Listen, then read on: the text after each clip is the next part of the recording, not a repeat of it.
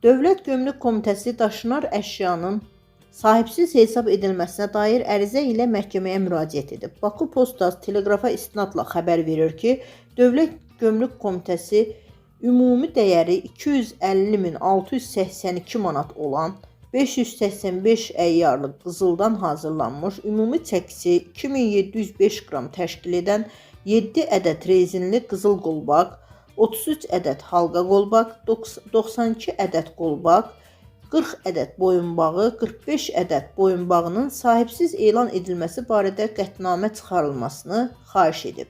İddia tələbi onunla əsaslandırılıb ki, Dövlət Gömrük Komitəsinin saxlanıcına təhvil verilmiş və hazırda komitənin saxlanıcında saxlanılan qızıl zinət əşyalarının sahibləri müəyyən olunmayıb.